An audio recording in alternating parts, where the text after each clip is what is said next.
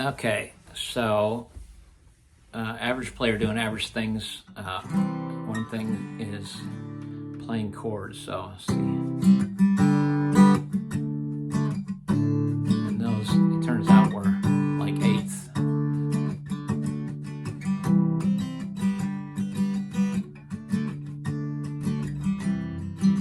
So strumming steady. So, and not talking while you're strumming. That's one thing I think you should do is learn to play those three chords. Learn to strum in a nice pattern, steady.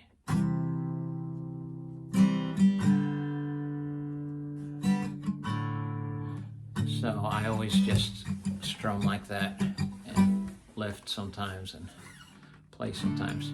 The other thing I've been doing is this cage system, so I'm trying to learn the keyboard a little better.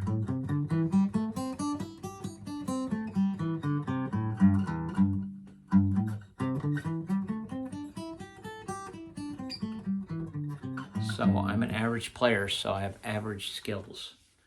And a lot of players don't know their keyboard or their fretboard very well, so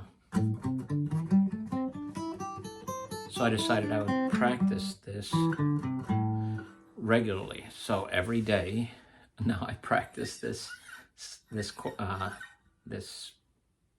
pattern, whatever it is. Oops. And it's the cage system.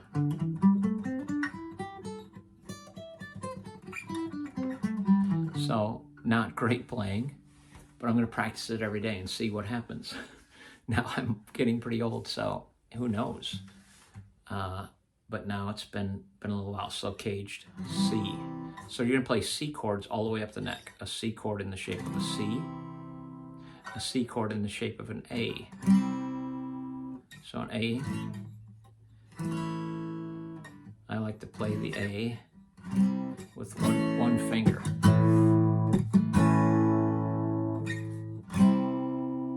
So C chord in the shape of an A, and that's one of the movable chords, an A. So C chord in the shape of a C, C chord in the shape of an A, C chord in the shape of a G. Now, in a typical G, that would be the nut, and you wouldn't have to use your first index finger to bar. So maybe you could do something a little more like this. But it's a stretch. You're starting to stretch pretty far. This is a C chord in the shape of an E. So it is C, A, G, E, D. Oops. C, A, G, E, D. So those are the patterns that you would learn this scale. So the D at the end is actually C chord, and the C major pattern goes like this.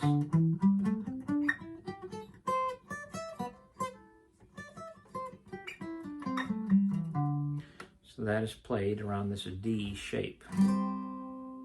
That's the pattern that goes with the D shape. If you were playing, instead of a C, if you were playing in an A, you'd be like, this D shape would, instead of being here,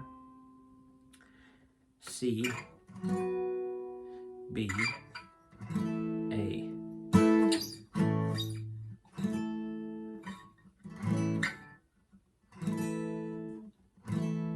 So it's an A in the shape of a D. Here's an A in the shape of an E.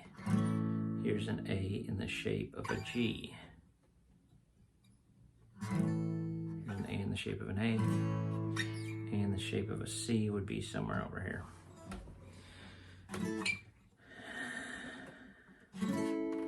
So if you have the C shape, you play what was at the end of the neck before.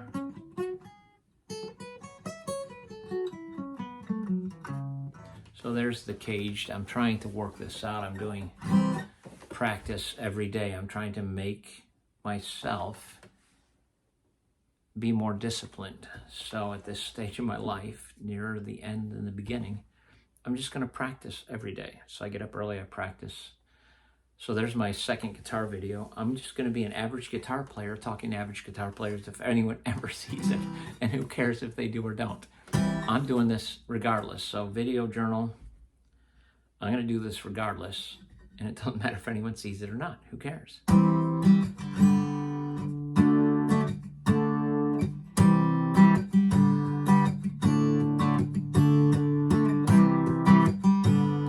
G, C, G, and D.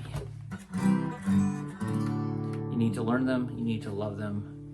You need to be able to play them without thinking about it much so that you can start getting your strumming down and getting some timing down. So then you're playing a song. Learn those chords. Start learning this idea that the C chord can be played anywhere on the neck. A C chord. Multiple variations of the C chord, different shapes. Cage system, that's what I'm trying to work on. Circle of fifths for songwriting. Cage system just for getting some memorization of the keyboard. Also, I'm trying to memorize up the strings.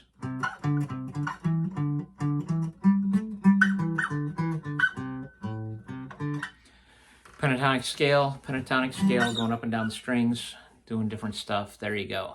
Quick guitar video.